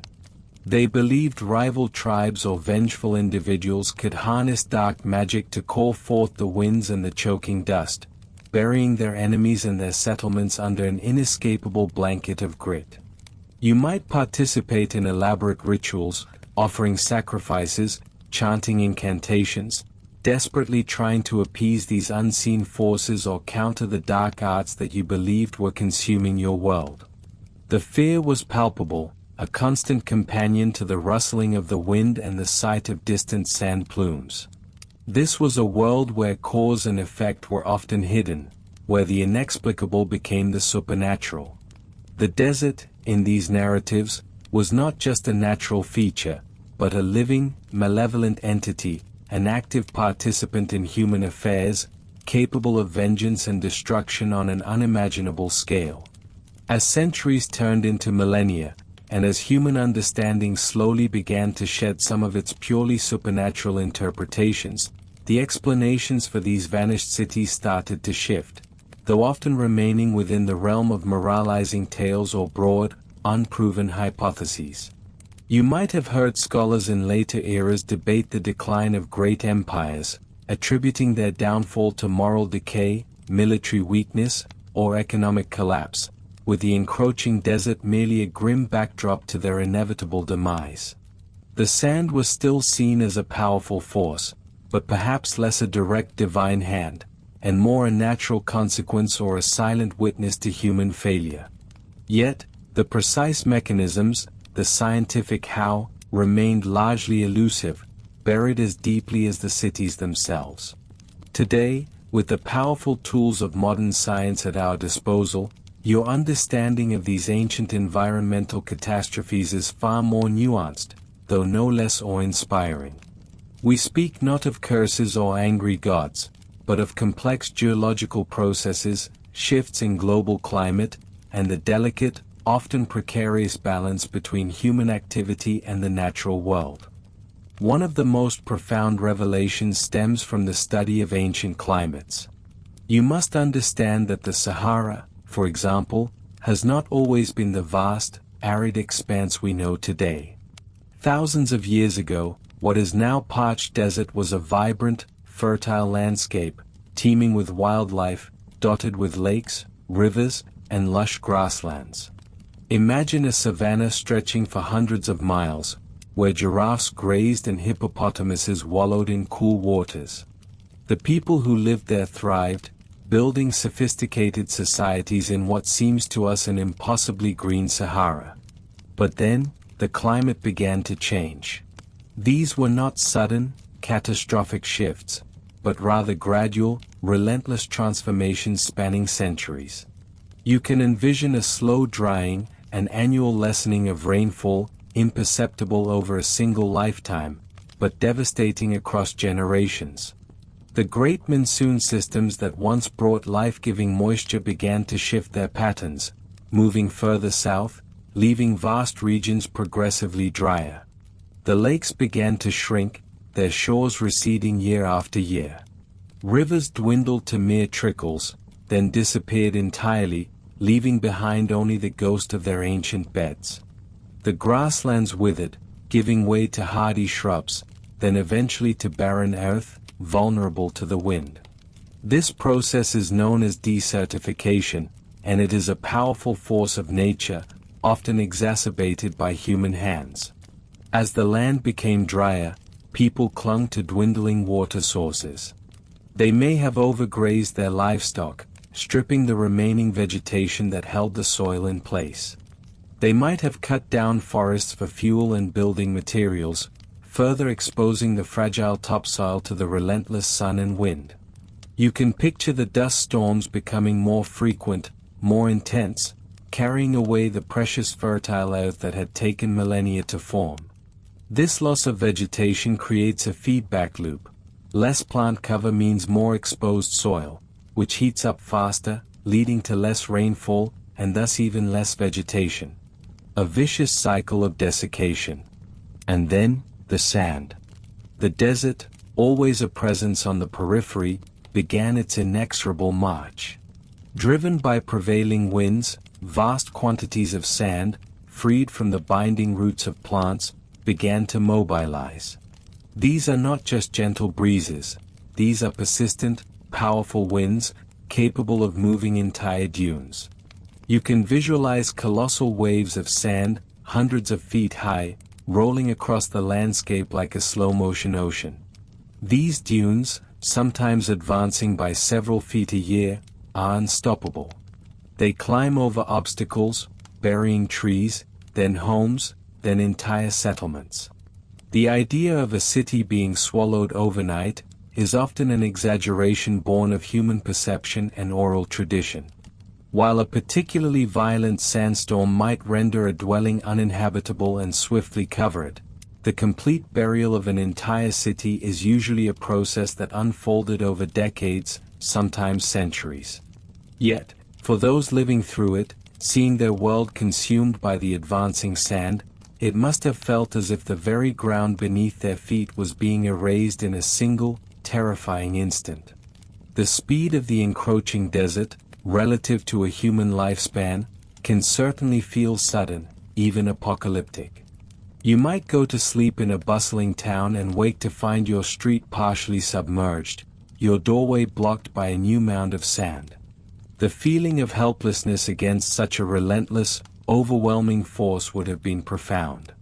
So, when you consider these ghost cities today, when you walk among their newly revealed walls, you are not only witnessing the stark power of nature but also the poignant echoes of ancient fears and modern understanding. The initial wonder and terror that led people to conjure tales of curses and divine retribution, those visceral human reactions to inexplicable catastrophe, now coexist with the rigorous scientific pursuit of evidence and explanation. You can almost feel the weight of both theories in the air, a blend of ancient mysticism and modern empiricism.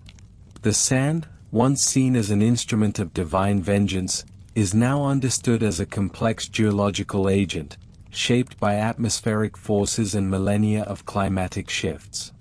The vanished cities are no longer just proof of heavenly displeasure, but powerful lessons in environmental vulnerability, the fragility of ecosystems, and the long-term consequences of climate change, both natural and, increasingly, human-induced.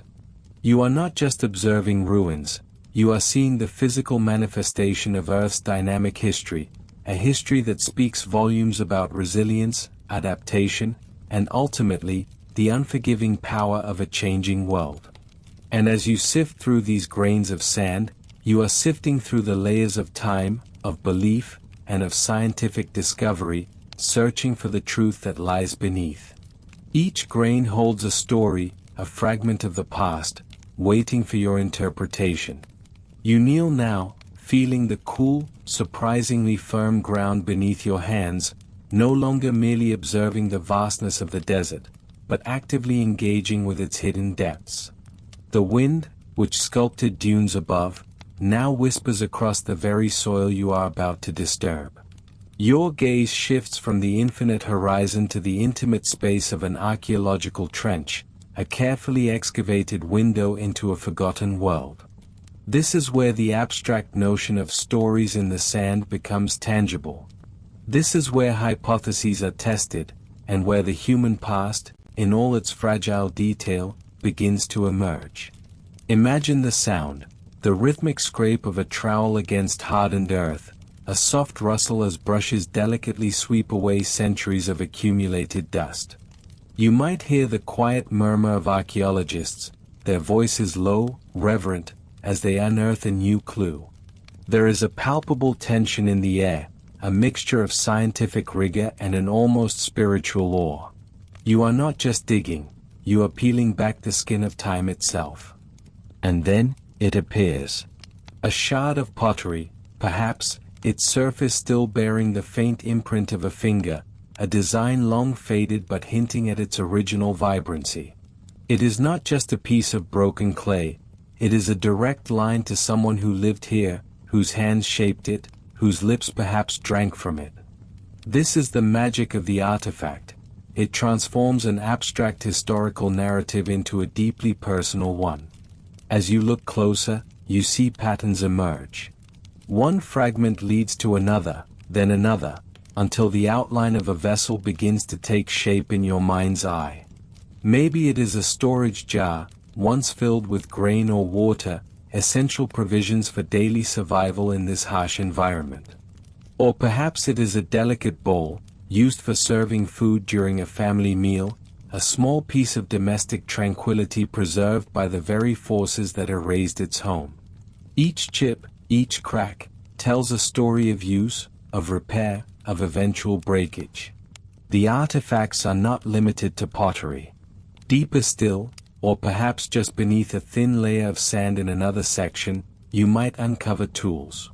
A stone grinding implement, worn smooth by countless hours of preparing flour, or a bronze chisel, its edge dulled but still sharp enough to remind you of the skilled craftspeople who once shaped wood or stone with it.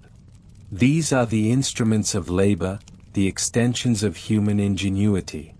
They speak of resourcefulness, of adaptation, of the constant struggle and triumph of human endeavor. You might find personal adornments. Imagine the thrill of seeing a small bead, a vibrant blue or red, carefully threaded into a necklace or bracelet. Or a delicate gold earring, perhaps still attached to the remains of a textile it once adorned. These are not merely decorative items, they are expressions of identity, of status, of belief. They connect you to the vanity, the aspirations, and the aesthetic sensibilities of a people long gone. What kind of person wore this? What occasion was it for? Who did they wish to impress or attract? These tiny treasures whisper secrets of human connection and self-expression. And then, there are the more profound discoveries.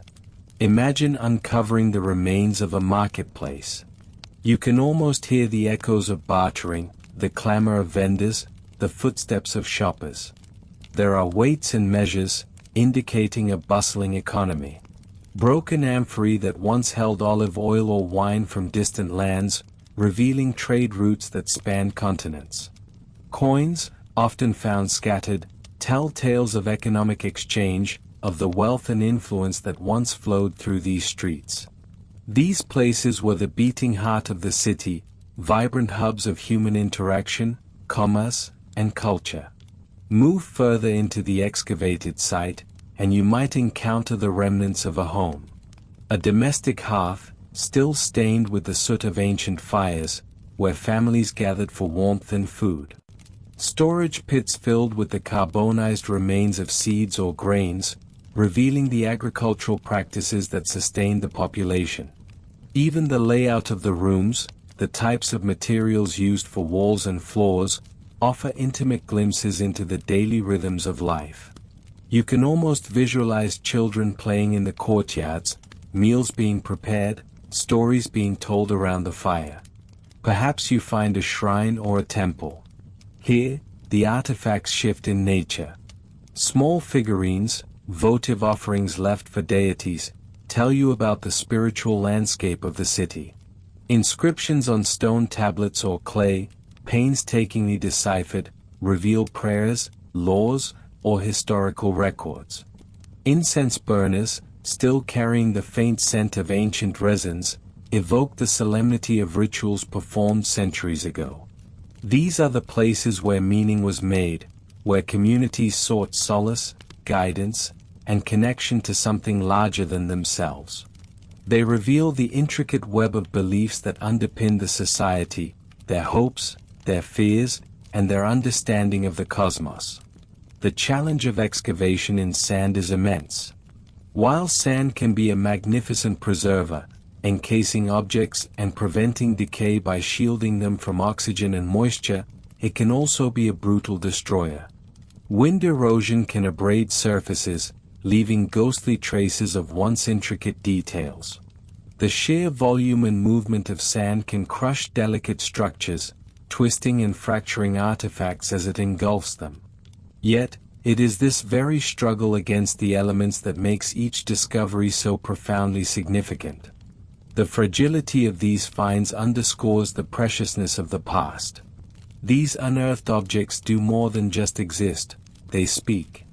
They confirm historical records, sometimes filling in gaps in texts that were incomplete or lost.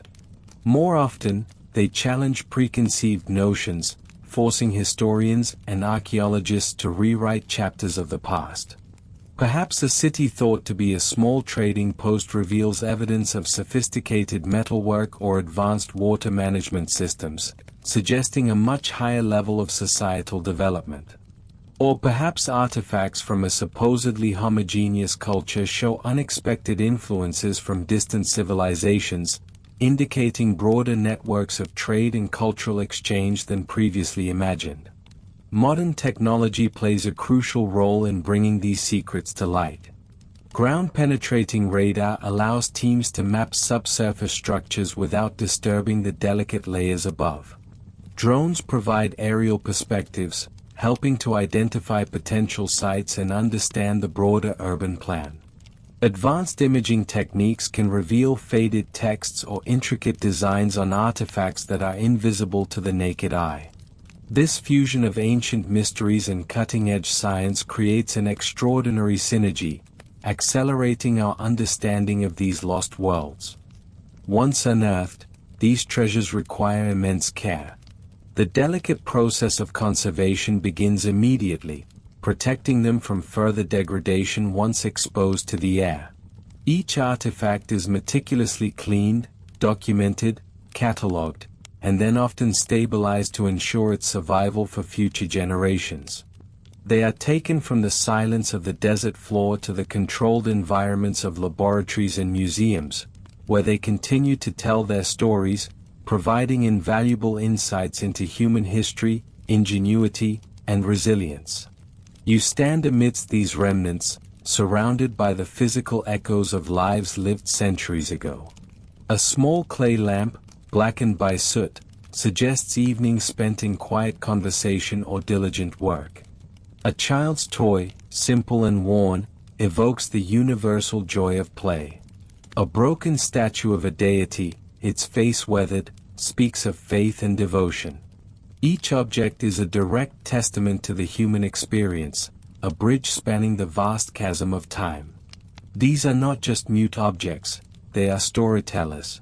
They invite you to reconstruct the daily routines, the grand ceremonies, the triumphs and tragedies of people who once thrived in these now silent cities.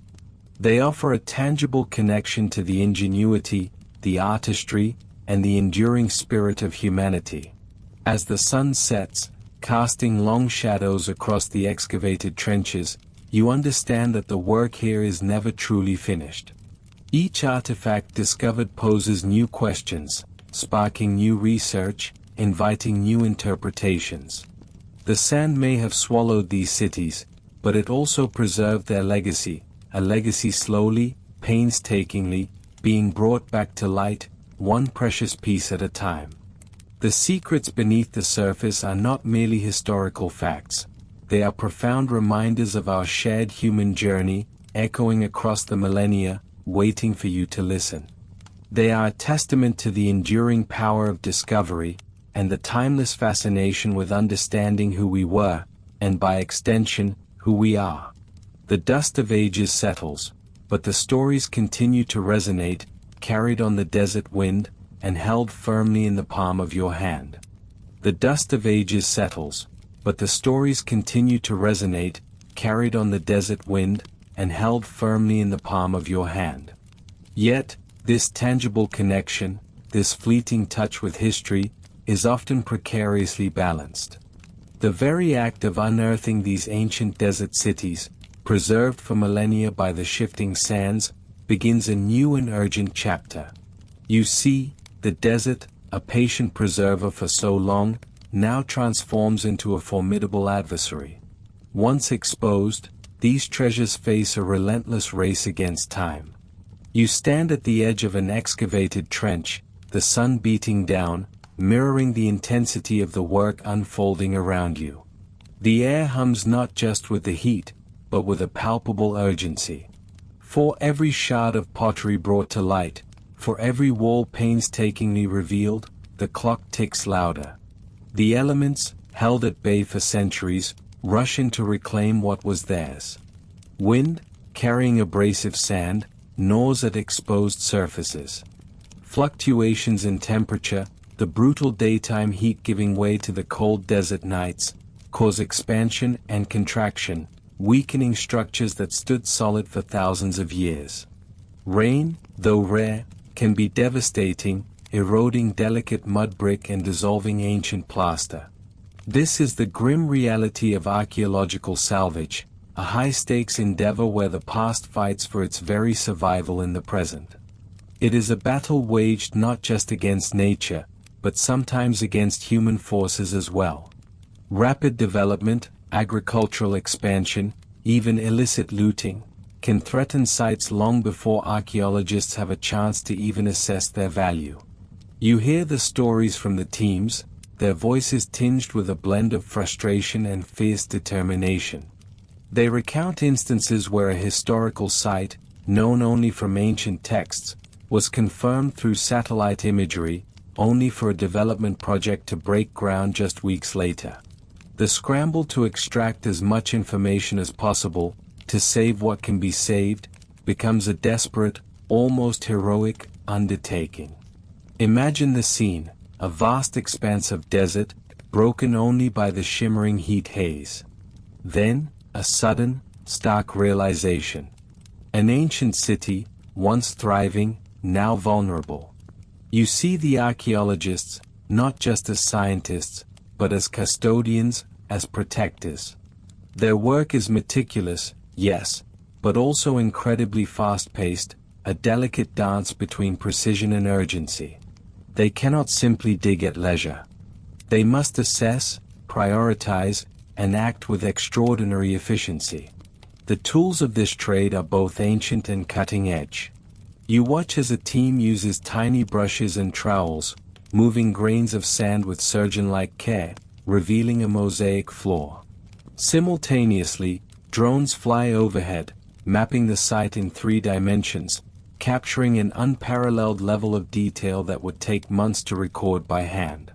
Ground-penetrating radar scans beneath the surface, identifying buried structures, allowing teams to target their efforts, to maximize the impact of every precious hour. This is not the slow, romantic dig often portrayed in films. This is an organized, technologically advanced operation, driven by the profound understanding that every second counts. Consider the challenges they face. The very environment that preserved these cities now conspires against them. The intense sun can bake and crack exposed artifacts. Delicate organic materials, like wood, textiles, or even papyri, which survive due to the dry desert air, can rapidly deteriorate when brought into contact with atmospheric moisture or direct sunlight. You witness conservators working under shade cloths, stabilizing a fragment of painted wall, applying a strengthening solution to prevent it from flaking apart before it can even be fully documented. Specialized field laboratories, often little more than tents equipped with advanced tools, become havens for these fragile finds, where preliminary conservation work can begin immediately. The logistical nightmares are legion. Water, food, shelter, and medical supplies must be brought in, often across vast, inhospitable terrain. Temperatures routinely soar above 120 degrees Fahrenheit. Sandstorms can halt operations for days, burying newly cleared sections and forcing the teams to start anew. Yet, the work continues. The dedication is unwavering. You speak with a seasoned archaeologist, her face weathered by years under the desert sun, her eyes alight with a passion that transcends mere academic interest. She tells you that each recovered piece is a voice, a whisper from the past, and that it is their sacred duty to ensure those voices are heard. The focus shifts from grand structures to the minutiae, because even the smallest artifact tells a story. A worn sandal, a child's toy, a discarded cooking pot, these are not mere objects, they are windows into daily life, into the routines, the joys, and the struggles of people who walked these very streets thousands of years ago. To lose them is to lose a piece of the human tapestry, a thread in the intricate weaving of our collective history. So, the salvage operation is not just about preserving physical objects, it is about preserving knowledge, understanding, and empathy. The process of removal itself is an art. Imagine a fresco, its pigments still vibrant after 2,000 years, but its plaster now fragile. It cannot simply be chipped off the wall. Skilled conservators might apply a facing, a protective layer, before carefully detaching it, sometimes in multiple sections, for transport to a climate-controlled laboratory. Each piece is meticulously catalogued, photographed from every angle, its precise location recorded with geographical coordinates down to the centimeter. This context, the exact spot where an object was found in relation to other objects and structures, is often as important as the object itself. Without it, a discovery loses much of its meaning. You learn that this race against time is also a race against the very nature of discovery. Once a site is excavated, it is fundamentally altered. The protective layers of sand are gone. What was once hidden and preserved is now exposed and vulnerable. Therefore, meticulous documentation is paramount. Even if an artifact cannot be saved in its entirety, the comprehensive record of its existence, its context, and its condition becomes an invaluable contribution to our understanding. It is a form of digital preservation, creating a lasting archive even if the physical object succumbs to the ravages of time and exposure. The collaboration required is immense. You see teams from multiple nations working alongside local communities, sharing expertise, respect, and a common goal. This is not just foreign experts parachuting in, it is a partnership forged in the challenging conditions of the field, united by the shared belief in the importance of cultural heritage. Local workers, often with an innate understanding of the landscape and its history, bring in valuable skills and knowledge to the excavation. They are not merely laborious, they are integral members of the team, their eyes often spotting details that an outsider might miss. As you consider the enormity of the task, the sheer scale of the desert, and the countless untold stories still buried beneath its surface, you feel a profound sense of awe mixed with a touch of melancholy. Awe for the ingenuity and resilience of the ancient peoples who built these cities, and awe for the tireless efforts of those who strive to save their legacy. Melancholy, perhaps, for the knowledge that much will undoubtedly be lost, swallowed again by the sands, or by the relentless march of modern progress, before it can ever be fully understood. But that melancholy is overshadowed by hope. The hope that each unearthed fragment, each documented wall, each painstakingly preserved inscription, contributes to a larger tapestry of human history. The hope that through this race against time, we are not just salvaging stones and pottery, but salvaging understanding, connection, and a deeper appreciation for the intricate journey of humanity. The work continues, piece by precious piece, an urgent whisper rising from the desert floor, urging us to listen before the silence descends once more. The urgent whisper rising from the desert floor is not merely a plea for understanding, but a profound warning. It is a voice echoing across millennia, sharing the stark truths of what can happen when civilizations forget their place within the delicate balance of the natural world. These cities, once vibrant and powerful, now swallowed by sand, are silent monuments to humanity's triumphs and, more tellingly, to its catastrophic missteps. You stand now on the metaphorical threshold of one such forgotten metropolis. Imagine the wind, not just carrying grains of sand, but also the weight of forgotten decisions. You hear the phantom echoes of an ancient marketplace, now buried deep beneath your feet, and you ponder the forces that extinguished its vibrant life. What truly happened here, beyond the simple narrative of a sandstorm or a shift in the desert? The archaeological record, painstakingly assembled, tells a more complex and often unsettling story. One of the most potent lessons from these lost desert cities revolves around the fickle hand of nature and humanity's often arrogant response to it. You look out across an expanse that was once a fertile oasis, perhaps fed by a meandering river or an intricate system of underground channels. But the river shifted its course, or the underground water table, carefully managed for centuries, began to dwindle. Perhaps a prolonged drought, part of a larger climatic shift, gripped the region for decades, even centuries. You feel the relentless sun on your skin, and you understand how easily a lifeline can become a death sentence. Consider the Nabatean city of Petra, a marvel of hydraulic engineering carved into rose-red cliffs.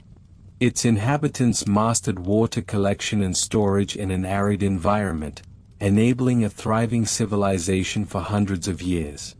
But even their ingenuity had limits. When trade routes shifted and regional climates grew harsher, their intricate systems were tested to their breaking point. You walk through the narrow Sikh, the dramatic entrance to the city, and you are struck by the sheer audacity of their urban planning in such a challenging landscape. Yet, even Petra, with all its brilliance, eventually faded, its people dispersing, its grand structures left to the mercy of wind and time. The water that gave it life also, in its scarcity, signaled its decline. Then there are the Silk Road cities, strung like pearls across the Central Asian deserts. Samarkand, Bukhara, Merv. While not all are completely buried, their histories are rife with examples of how critical water resources dictated their fortunes. They flourished when rivers like the Zarafshan and the Murghab flowed strong, supporting vast irrigation networks that transformed arid lands into agricultural powerhouses. But diversion of rivers, excessive upstream use, or natural shifts in riverbeds could spell disaster for cities downstream. You see in your mind's eye the vast, intricate canals that once fed fields of wheat and cotton, now dust-filled trenches. You understand that their prosperity was built on a foundation as fragile as a single drop of water. These stories underscore a critical warning for our own era. The climate crisis of today, with its rising temperatures, extreme weather events, and ever-expanding deserts, mirrors the ancient challenges that doomed these settlements. You feel the heat of the present day, and it whispers of the past. Are we, in our modern hubris, making the same mistakes? Are we pushing our water systems, our agricultural lands, our very ecosystems, beyond their capacity for resilience? The lesson extends beyond just environmental changes. Human actions, often driven by short-sighted ambition or a failure to adapt, played a crucial role. Deforestation for construction materials, fuel, or to clear land for farming, stripped away vital topsoil. You visualize ancient forests, now only a distant memory, sacrificed for immediate needs. Without the trees to hold the soil, winds picked up, carrying away fertile earth and piling sand onto cultivated fields and even entire towns. The very sand that now buries these cities was often mobilized by the hands of their own inhabitants. You consider the city of Ubar, sometimes called the Atlantis of the Sands, a legendary trading hub in the Arabian Peninsula.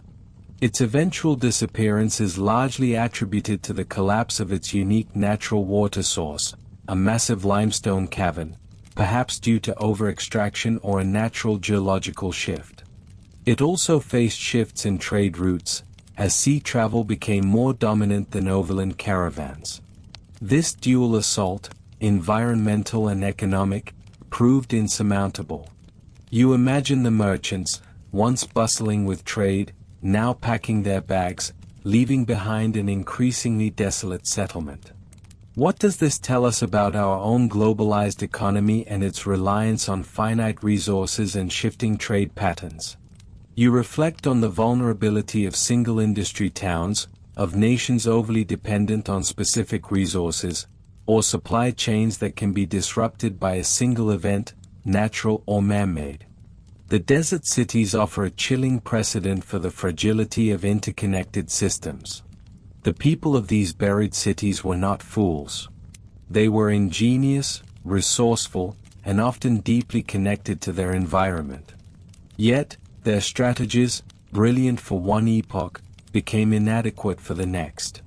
Their societal structures, rigid and resistant to change, may have prevented the radical adaptations necessary for survival.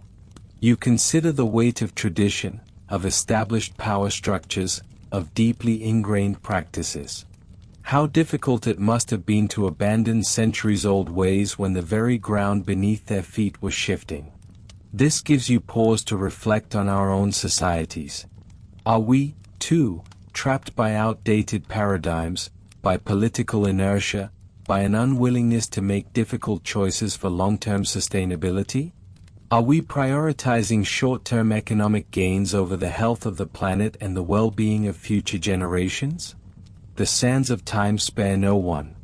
They have no political affiliation, no respect for wealth or power. The warnings from the lost are not just about environmental collapse, but about societal collapse.